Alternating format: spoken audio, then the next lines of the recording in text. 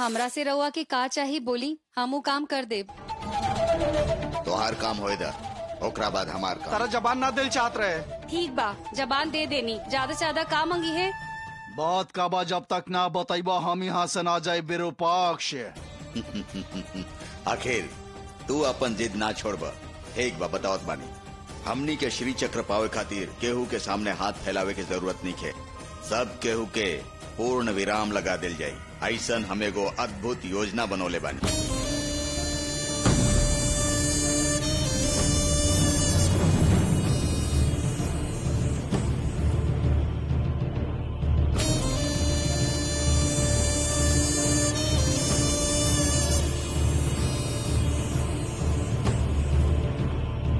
शेखर, हम तोहरा अलग काहे लेके आए नहीं, तोहरा पता बा का? पता नहीं के शास्त्री जी, रउए बताई ना। उहे तोहार शर्त के बारे में जबान देले रहला ना, उहे कहे खातिर ले आईनी। लेकिन ये बात सबके सामने भी कहल जा सकत रहे। हाँ, कह तो सकत रहनी ज्योतिषी जी, समस्या तो कुछ नहीं खे, लेकिन ये बात खातिर शेखर के माने के पड़ी। ओकरा बाद ओकरा बतावल चाहत रानी। हम तो रउआ बोलौले ही ना रही। अच्छा, रउआ यहाँ आवे के का जरूरत पड़ल? रउआ यहाँ आवे के जरूरत ना रहे। जायद ही छोड़ी शास्त्री जी, अपने आदमी बानी। ज्योतिषी जी से कोनो बात के दिक्कत नहीं है। ऐसे सब पर विश्वास मत कर शेखर। आज के जमाना में के कैसन बा केकरा पता बा।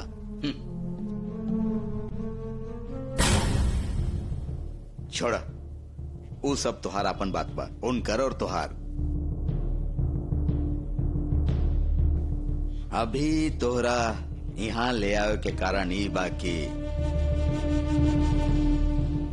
लाली और बंगारी के शादी हो गई बा। हाँ शास्त्री जी, बड़ी मुश्किल से वो दोनों के शादी हो पाई। ए मामला में तो हम रउआ के निराश के ले बानी। छोड़ा शेखर, वो बात के भूला के बहुत समय हो गई। वो बात नहीं खे। अभी तो वो दोनों के शादी हो गई बा और अगला साल में वो दोनों के बच्चा भी हो जाई। वो तो विधि के संकल्प बा। वो होखे वाला बच्चा के तोहरा हमरा देवे के होई।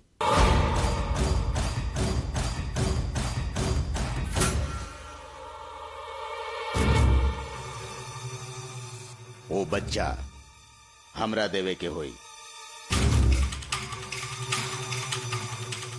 इहे शर्त बा। ए तोहरा मंजूर बाना?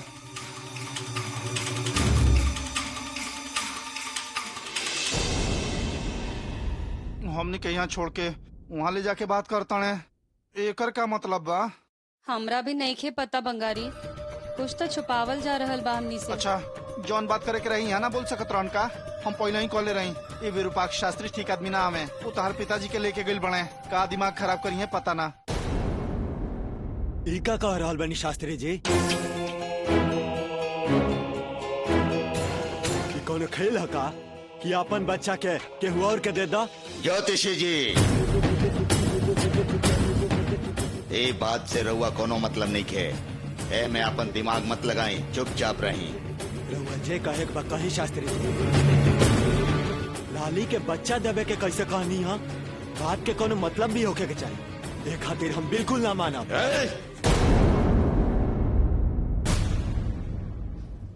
राउर सहमति नहीं की मांग रहा। हम शेखर से बात कर रहा बानी, क्या हुआ और से ना। शेखर, तीसरा आदमी के हमें मुंह घुसावे के मना कर दा। तू बतावा, ये होई कि ना? मत मनिया शेखर,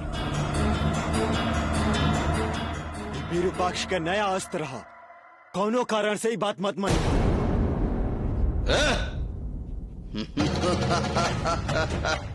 तब फिर जाए द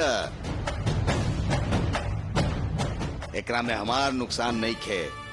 अगर तू ना मन बता देव और संयोगिता ना मिल पाई है, वो दोनों के शादी ना हो पाई और लाली के क्षेत्र दर्शन ना हो पाई। क्षेत्र दर्शन अगर ना भइल तो लाली के आयु वृद्धि के जौन एगो मौका बा वो शेखर के ना मिली। ना ना शास्त्री जी, ऐसा ना होके के चाहिए। हमार बेटी के जिए के चाहिए, हमार बेटी के जियल जरूरी बा शास्त्री जी। दया करके ओके बचा ली। ओकर बच्चा के हम रउआ के दे दे। दया करके हमार बेटी के बचा ली। देव के शादी करवा दी। हमार बेटी के प्राण भीख में दे दी शास्त्री जी। रहुआ इनकरा मजबूरी के जौन फायदा उठा रहा बनी शास्त्री जी, एकर सजा भोगे के पड़ी।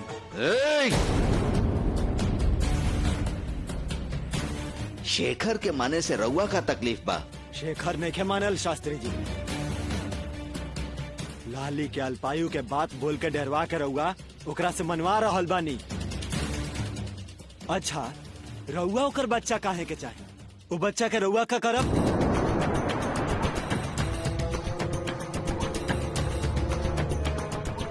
ज्योतिषी जी, हमार परिस्थिति रउआ जानत बानी। हमार दोनों बेटा अभी अलग अलग रहत बड़े। वो लोग के हमार विद्या ना चाहिए, हमार जायदाद ना चाहिए। वो दोनों अपन अपन रास्ता चुन ले बड़न। हमार विद्या के वारिस तक केहू चाहिए ना। यही से अपन विद्या के वारिस बनावे खातिर हमरा एगो लड़का चाहिए, वारिसदार चाहिए। यही से लाली और बंगारी से पैदा भइल बच्चा हमरा चाहिए। ठीक बा शास्त्री जी, रउआ जौन बोले बनी हुए हुए। लाली के बच्चा के हम रउआ के सौंप दे। दया करके देव के शादी करवा दी। हमार बेटी के जान बचावल जरूरी बा। ओकरा खातिर हमरा जौन करे के पड़ी हम करब। शेखर, ओकनी के बच्चा के तू कैसे दे सकत बाड़ा? लाली और बंगारी के बच्चा ऊपर ओकर हक बा, तहार का हक बा? जौन बच्चा भी पैदा नहीं के भइल, उससे ज्यादा जरूरी हमार बेटी बिया जे सामने बिया। लाली और बंगारी के हम मना ले। शेखर, इनकर षड्यंत्र तारा पता नहीं के चल रहा। जौन होकी होए दी ज्योतिषी जी, हमरा अपन बेटी के जान बचावल जरूरी बा। शास्त्री जी, लाली और बंगारी के बच्चा के हम रउआ के सौंप दे। दया करके ओकर क्षेत्र दर्शन में सहायता करी। हम हाथ जोड़त बानी। ऐसन बात तू हमरा वचन द।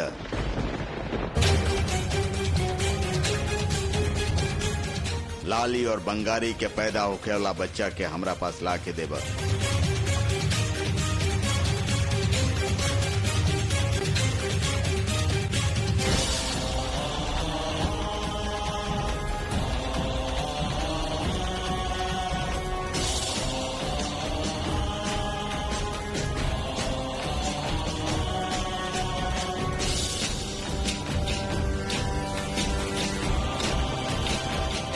शेखर, हमार बात सुना। तू वचन मत दिया। वचन दे के फंस जाइबा। बच्चा देवे खातिर मत माना शेखर। हमार बात सुना। ज्योतिषी जी, एकरा से रुआ कोनो मतलब नहीं किया। हमार बेटी के जान बचावल जरूरी बा। वचन देवे के ही पड़ी। ना शेखर, हम तहरा के वचन ना देवे दे। आवा हमरा साथे।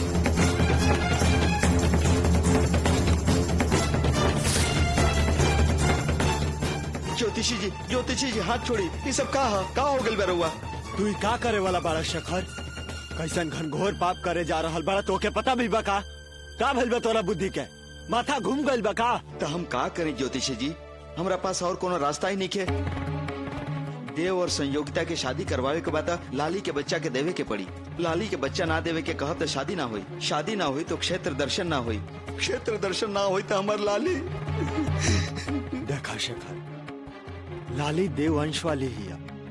ओकर बच्चा ही शास्त्री जी मांग रहल बाड़े। एकर मतलब समझे के कोशिश करा। एकरा पीछे कोनो रहस्य बा। यही से बच्चा देवे खातिर मत माना शेखर। लाली के बचावे के कोनो दूसर रास्ता ढूंढ लेवल जाए। ओकरा के छोड़ के दूसर केहू के घर के बच्चा दिहल पाप है शेखर। कैसन पाप ज्योतिषी जी? अपन बेटी के प्राण बचावे खातिर कोनो काम करे में पाप होला का? अभी जौन बच्चा पैदा नहीं के भइल ओकरा बारे में हम चिंता करी कि सामने खड़ा बिया हमार बेटी ओकर जान बचावे के कोशिश करी। अच्छा तो ओकर बच्चा के शास्त्री जी के दिहल कौन बढ़िया बात बा शेखर? ई लाली और ओकरा पति के हा। तू अगर वचन दे देता तो पता बा का हुई? देखिए ज्योतिषी जी, हमार लाली के बचावल जरूरी बा। लाली जियत रही तो बच्चा आ जाई। एगो बच्चा दे दे तो दूसरा बच्चा हो जाई। हमार बेटी एके गो बिया, अगर वो चल गई तब बच्चा के शास्त्री जी की देवे के पड़ी। चाहे कुछ भी हो जाए, हमार बेटी के जान बचावे के बाद।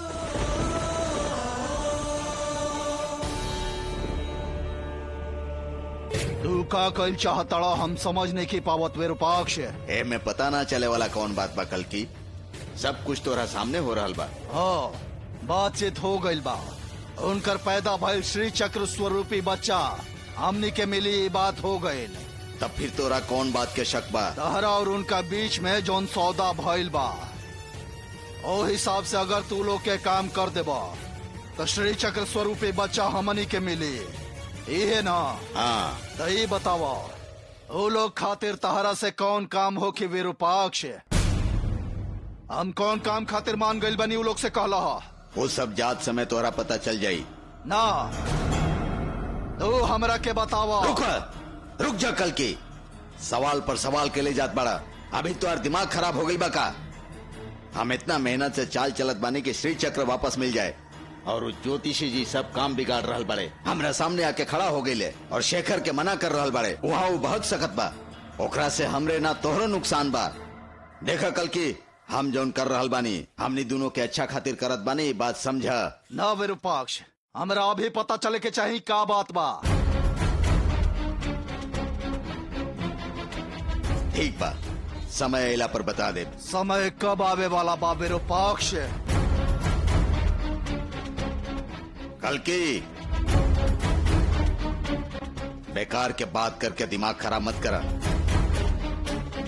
शेखर लाली के बच्चा हमरा के सौंप दी। बात खातिर वो वचन दिले बा। ओकरा से बच्चा कैसे ली एकरा बारे में सोचा। सूखल घाव के कुरेद के हरा मत करा।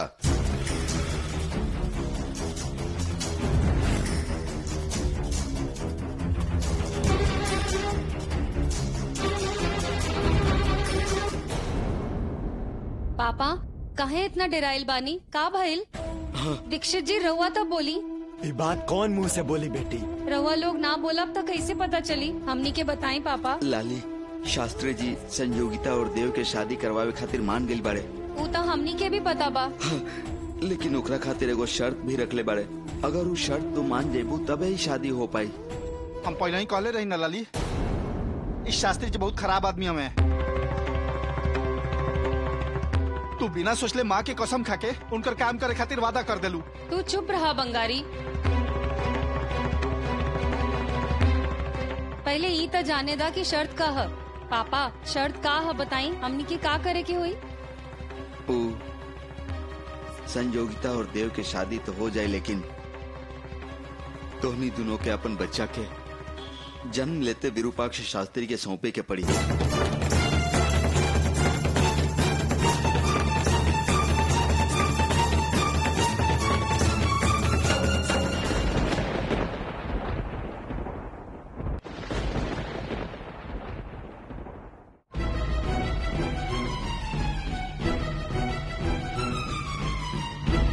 क्षेत्र दर्शन पूरा करे खातिर ये काम कर ही के पड़ी। तो रहुआ का कहनी है पापा? हम इनका कई बात ना माने देनी। हम यहाँ लेके आ गई नहीं। हम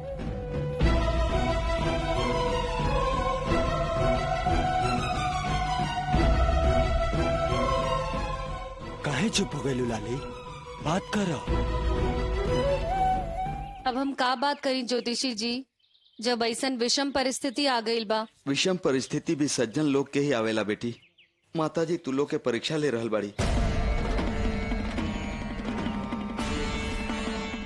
तोहरा अपन व्यक्तिगत हित जरूरी बा या माता के काम खातिर परीक्षा जरूरी बा? राउर बात के का मतलब है पापा? बच्चा के हमरा पास रखल व्यक्तिगत हित होखी का?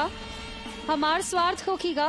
माता के काम के सिवाय सब कुछ स्वार्थी बा। मतलब रउआ कह रहल बानी हम आपन बच्चा उनकरा के दे दी? एकरा अलावा कोनो रास्ता नहीं है बेटी।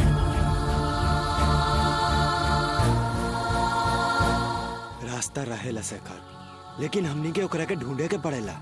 एक के तरह से सोचे से काम ना होखेला। एक बात के अलग अलग तरह से सोचे के चाहिए। बस हमनी के अच्छा से सोचे के पड़ी। रउआ बात समझी ज्योतिषी जी। का समझे के बा? तहरा के केहू कह दीता अपना बेटी के केहू के दे दे बका? बोला ऐसा तू कर पाई बका?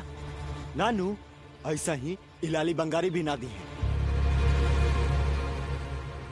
उनकर बच्चा के केहू और के दे दिहल, ई कोनो न्याय है का शेखर?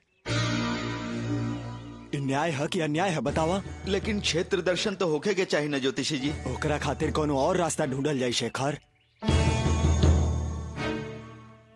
माँ से प्रार्थना कल जाई।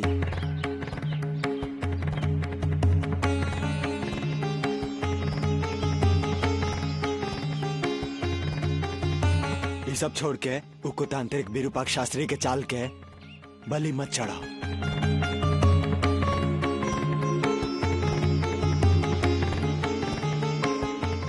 तारा पर कोनो बिजली गिर गल बका?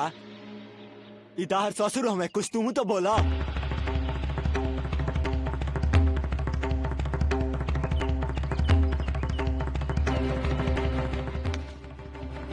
ना हम ही बात ना मानब। हमनी के बच्चा हमनी के साथे रही।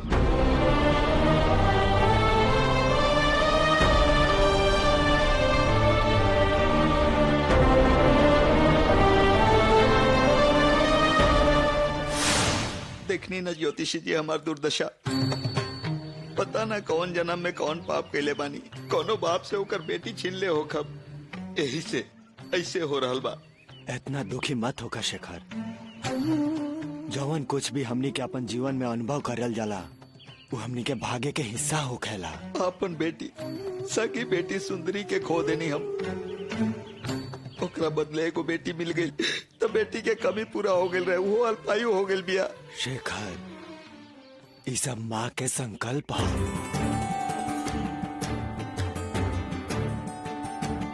लोक कल्याण खातिर जौन जौन काम होखे के चाहिए उहे हमनी से करवावेली। ऐसन कष्ट तो सब केहू के होखेला, वो परमात्मा के भी कष्ट भोगे के पड़ेला। फिर तो हमनी इंसान हई, हमनी कैसे बचा?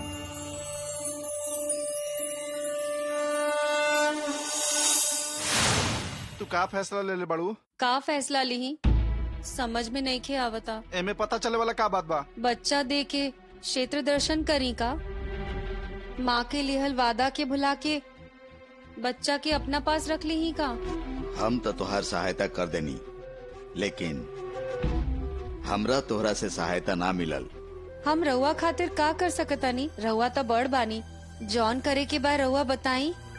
कर सकत बाड़ू लाली, कर सकत बाड़ू। अगर हमरा बस में हुई तो जरूर देब।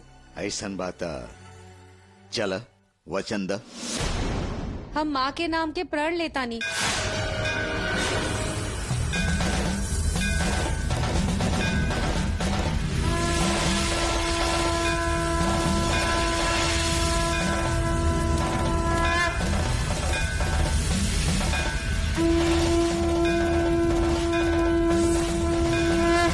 क्षेत्र दर्शन ना होके तो मौत होके, बाकी हम अपन बच्चा केहू के ना देब। तो हमनी क्षेत्र दर्शन ना कर पावल जाए बंगारी? कौनो बात ना। याद बता रहा श्रीमती जी का कहले रही, हमनी के होके वाला बच्चा असाधारण होकी। ओही खातिर मास्टरनी जी हमनी से इतना सारा व्रत करवैली। कितनो परेशानी आइल, बाकी हमनी अपन व्रत पूरा कैनी। शास्त्री जी यही से हमनी के होके वाला बच्चा मांगत रहे। हम ही बात ना मानब लाली, हम अपन बच्चा ना दे बस।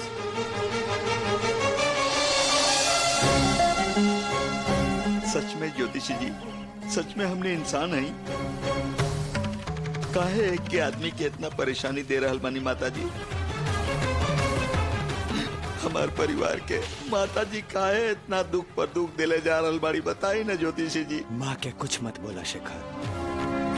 उनकर संकल्प के आभास हमनी के नहीं खे। लेकिन वो माता के दिल दर्द हमनी के सहे के पड़ रहा बाना ज्योतिषी जी। हमरा और हमार बेटी के अपन जान बचावे खातिर अपन बच्चा के त्याग करे के पड़ रहा बा। कैसन उलझन बाई, मौत से भी बढ़ के भयंकर तकलीफ बा। मौत से पहले भइल दुर्घटना जैसन बा। ई गरीब पिता के इतना तकलीफ काहे हो रहा बा ज्योतिषी जी? और कितना दिन तक ऐसन तकलीफ साहब? ऐसन समय में तोहरा भावुक होके ना सोचे के चाही शेखर। कबो कबो तोहरा वास्तविकता से भी सोचे के चाही।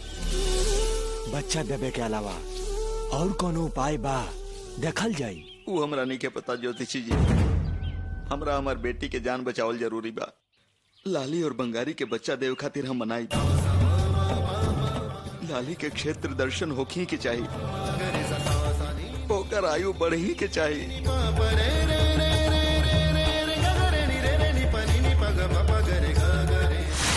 बात कर लाली, हम तोरे से बात करता नहीं। तू इससे चुप काहे हो गेलू? हमनी के क्षेत्र दर्शन ना होकी तो कोनो बात ना, हम अपन बच्चा केहू के ना देव। चलो चक्रपुरी चलल जाओ।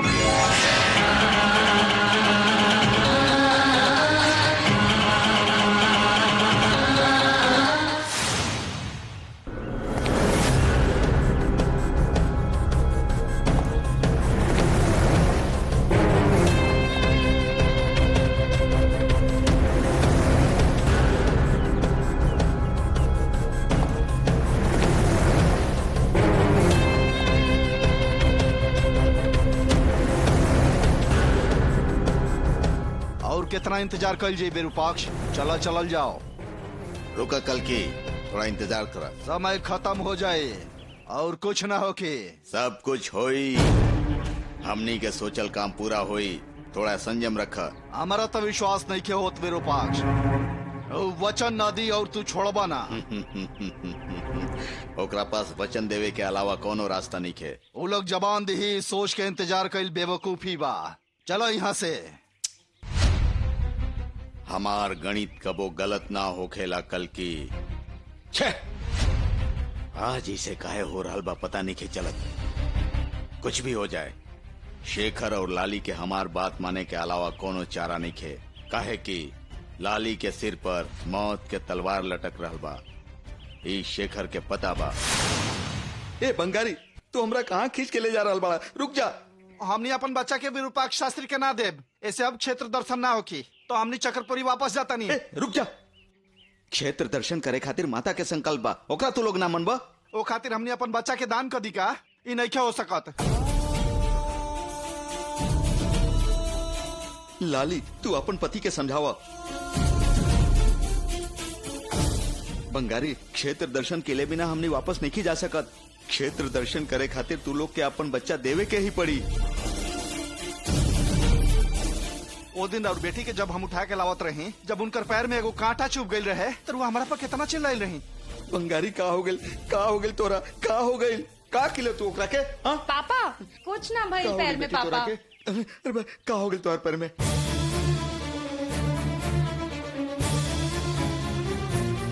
और आज राउर बेटी के हाथ पकड़ के ले जाता नहीं तो ऐसे खींच के काहे ले जाता कह के, और वो हमरा के डांटता नहीं। मतलब राउर बेटी के तनिको दर्द रुआ से बर्दाश्त ना होई, तब फिर रउआ के हमार बच्चा के केहू और के दे देवे के हक के दे देलस।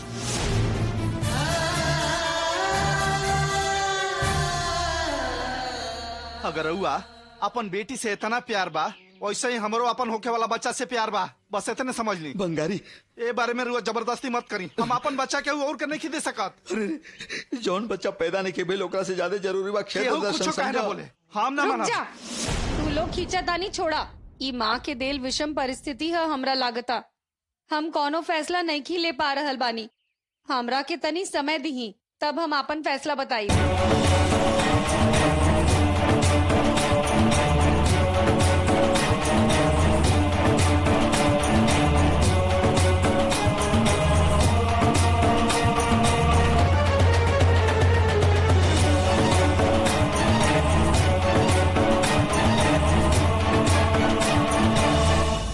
वो लाली के मना के वापस जरूर आई। हमार शर्त बा, निश्चित रूप से आई। ठीक बा आवेदा,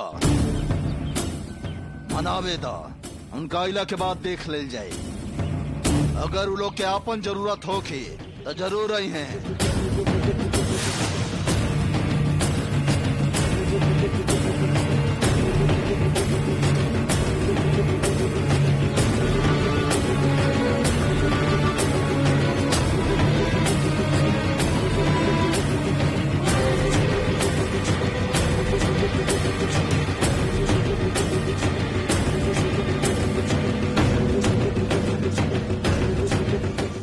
तू सही कह रहा बड़ा। हमने उनकर इंतजार करब था, वो लोग हमनी के जरूरतमंद समझिए। आवेदा, आके तने ढूंढे दा लोग के। अरे रे शास्त्री जी कहाँ चल गए? ई कह के वो लोग के रोवे दा। लोहा गरम होखे ता ओकरा पर मारे से ओकरा अपना हिसाब से आकार दे सकत बड़ा।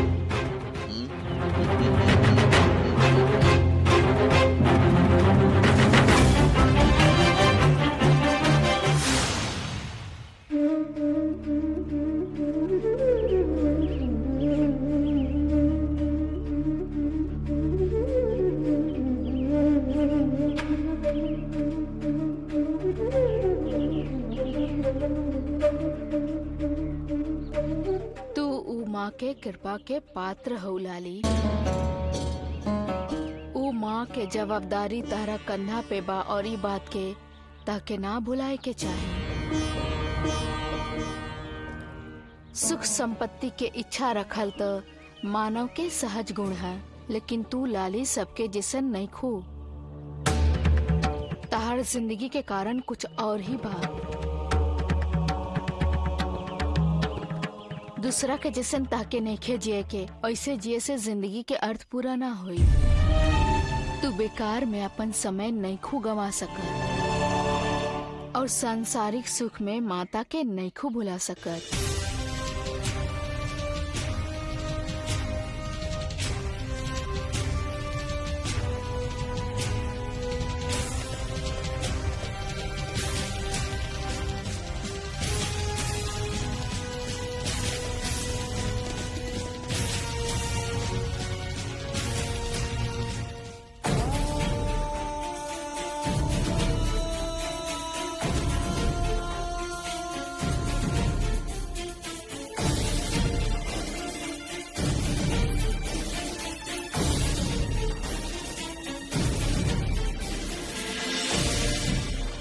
लाली,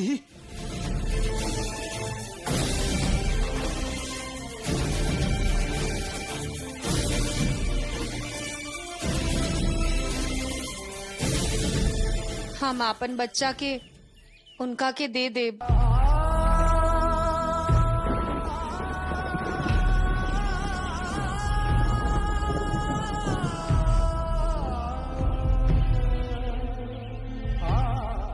तारा अकेले के फैसला निके लाली, हमरो माने के चाहिए और हम नहीं मानल। ऐसे मत बोला बंगारी, हमनी के त्याग करे के ही हुई। काल होके वाला बच्चा के शायद हमनी के ना बचा पाई।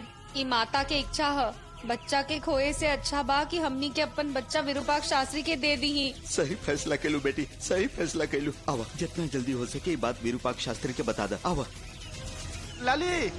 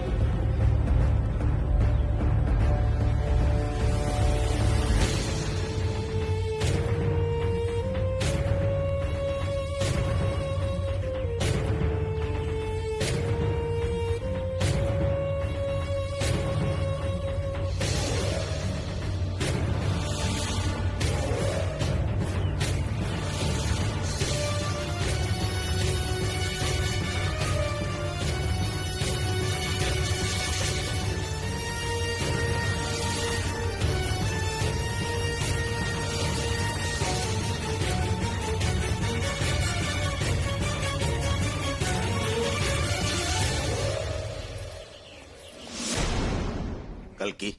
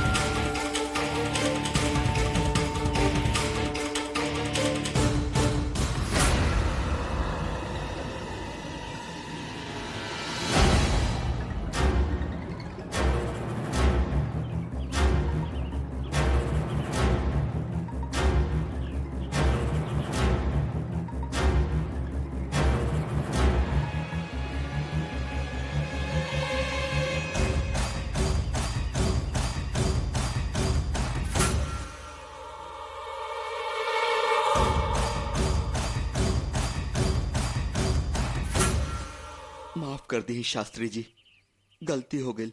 ज्योतिषी जी के हमरा इसे खींच के ना ले जाए के चाहिए। हमार कोनो जबरदस्ती निखे शेखर। तोहार बेटी, तोहार घर के बच्चा, तोहार पसंद, हमरा का हो सकेला। अभी क्षेत्र दर्शन कईल तो तोहरा और तोहार बेटी खातिर जरूरी बा। हम तो अभी भी कहत बानी शेखर, देव के कह के तू लोग के काम करवा देत बानी।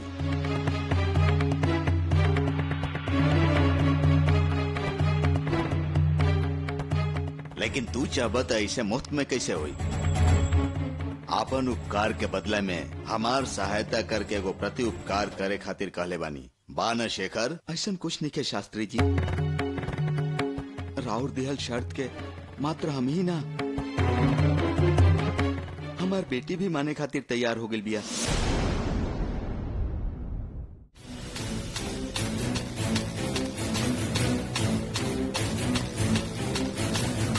हाँ शास्त्री जी, हम आपन बच्चा के पैदा होते रहुआ के दे देव।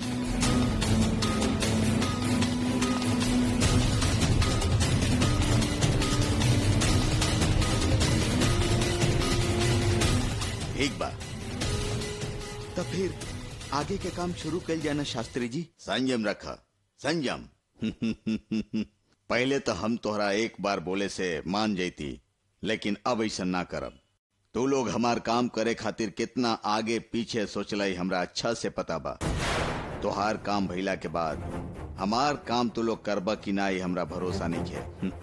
यही से लाली के बच्चा पैदा हुई था, वो बच्चा हम विरूपाक्ष शास्त्री के सौंप देवी पत्र पर लिख के देबा न, और ओकरा पर हस्ताक्षर करबा।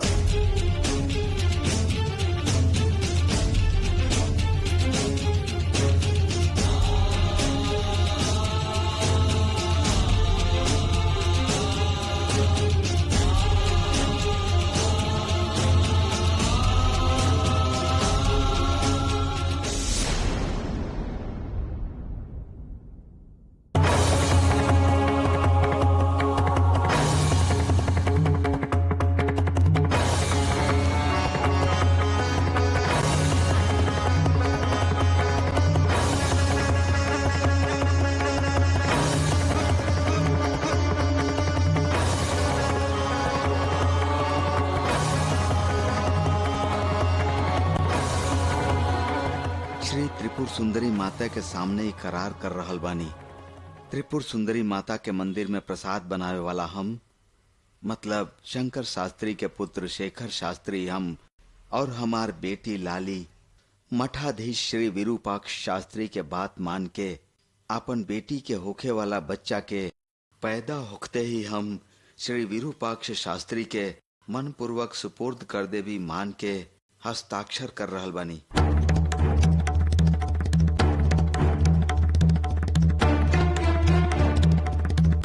लाली, तू एकरा पर हस्ताक्षर करा। ठीक बा शास्त्री जी।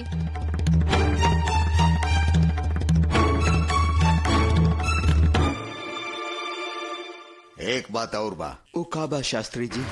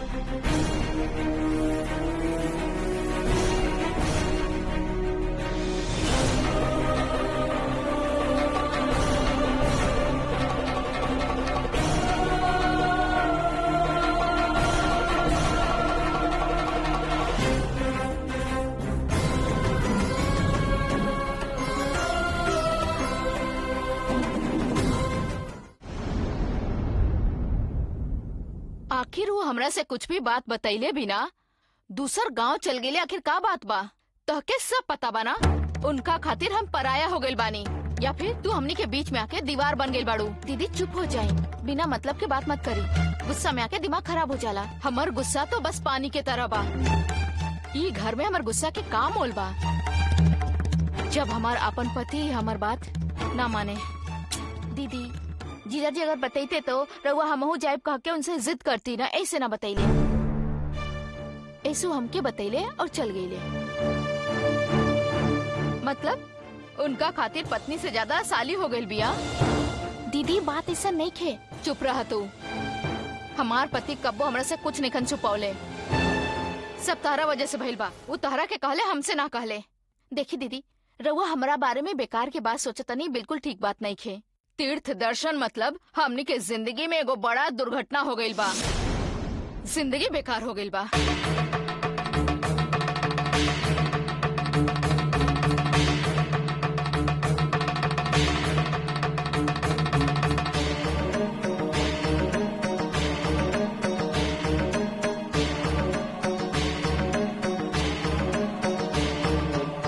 दीदी वो लोग दर्शन करे खातिर गेल बड़े तो सब अच्छा होखी। अब शगुन बात मत करी। आपन बच्चा के पैदा होते ही शास्त्री जी के हम दे देव ज्योतिषी जी। इस सब पत्र पर लिखवा के हमने से सही करवले बाड़े। हमरा पता बा ज्योतिषी जी, ये बात रउआ के बुरा लग रहल बा, लेकिन हमने का कर सकत बानी। विरूपाक्ष शास्त्री बच्चा के बदले ही काम करवई है, जिद पकड़ ले बाड़े, और हमनी के अपन काम करवावे के ही बा। उनका खातिर उनकर काम जरूरी बा। उनकर काम हो जाई।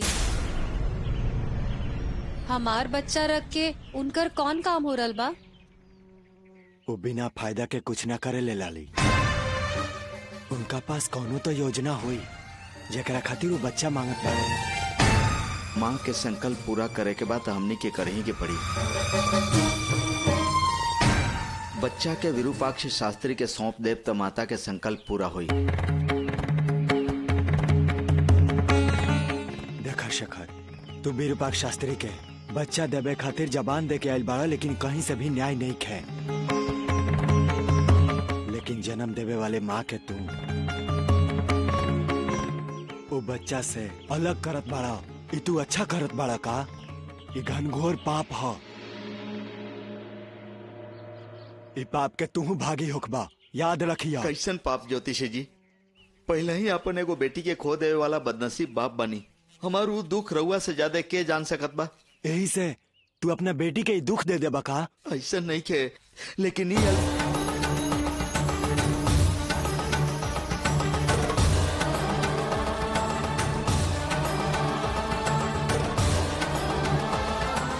हर दर्द और छटपटाहट हमरा भी समझ में आवेला शेखर।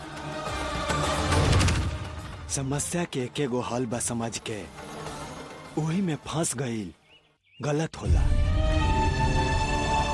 दोसर उपाय भी निकालल जा सकत रहे। हम ही बात बोलले रहनी, लेकिन तू लोग हमार बात ना मान ला। तू लोग में से केहू हमार बात ना समझा। शास्त्री के बात मान के उनके जुबान दे के आ गईला।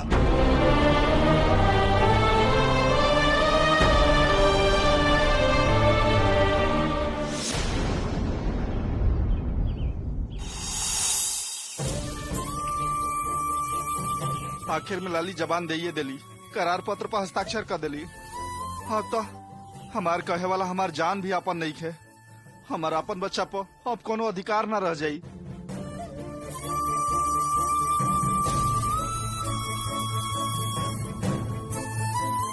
ऐसन काहे कैलू लाली?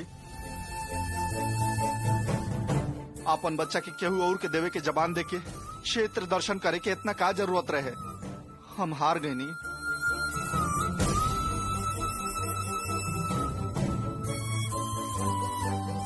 सबे हमरा के अप्रयोजक कहत रहे, बुद्धू कहत रहत रहे, उहे ठीक रहे। अब तो तू ए बात के मानिए गइल बड़ू न लाली। यही से तो ये बुद्धू के पागल के अपने बच्चा पर अधिकार न रह गइल।